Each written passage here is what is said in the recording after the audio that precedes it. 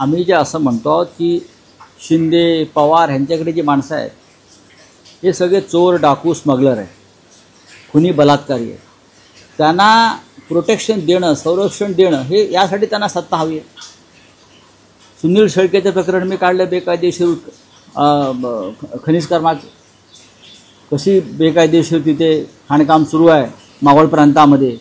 त्यांचाच आमदार सुनील शेळके कोट्यवधी रुपयाचा चुना लावला सरकारला आणि अजित पवार त्याला संरक्षण देतात. असे असंख्य लोक आहेत. ईडीवाले, CBI वाले सगळे गोळा केलेले. 70,000 कोटीचा सिंचन घोटाळा आरोप मोदीने केला ह्यांच्यावरती. आता जो तुम्ही एका IPS अधिकाऱ्याला दम देताय, हे मोठे शिस्तबद्ध आहेत ना.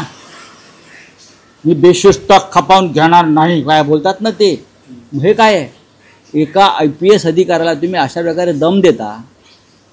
ते सुद्धा तुमच्या पक्षातल्या चोरांना संरक्षण द्या हे सांगण्यासाठी. मिस्टर अजित पवार कुठे गेला तुमचं डिसिप्लिन? डिसिप्लिन कोणासाठी आहे? शिस्त कोणासाठी आहे? आर्थिक शिस्त कोणासाठी आहे? बेकायदेशीर बुरमाचं प्रकरण करणं म्हणजे राज्याच्या तिजोरीला चुना लावणं. तुम्ही अर्थमंत्री आहात.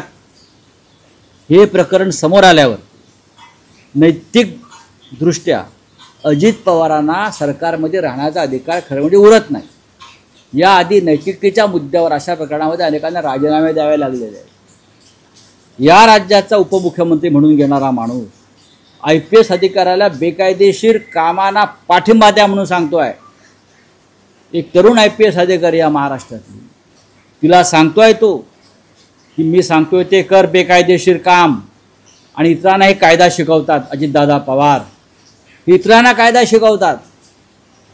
हे चालणार नाही, ते चालणार नाही, बघून घेईन, करून घेईन. तुम्ही काय करताय? तुम्ही सगळे चोरांचे सरदार आहात. तुम्ही महाराष्ट्र राज्य हे चोरांचं राज्य केलेलं आहे. एवढंच मी सांगतो. पोट चोरी त्याच्यामध्ये आलीच, पण तुम्ही अख्खा महाराष्ट्र चोरताय आणि महाराष्ट्राचं उत्तम प्रशासनाला तुम्ही भ्रष्टाचाराची कीड लावताय. आणि त्याला जबाबदार हे जे चाललंय ना काल, त्यांना लाज वाटली पाहिजे हो राज्याच्या मंत्र्यांना. अशा प्रकारे उघडपणे फोन करणं दुसऱ्याच्या फोनवरून कोणासाठी करताय तुम्ही? या दोन्ही उपमुख्यमंत्र्यांनी अर्धा महाराष्ट्र लुटला आहे. आता उरलेला महाराष्ट्र त्यांच्या हस्तकांनी लुटावा म्हणून ते प्रशासनावरती दबाव आणतात. पढ़ते रहिए fight against criminal daily newspaper.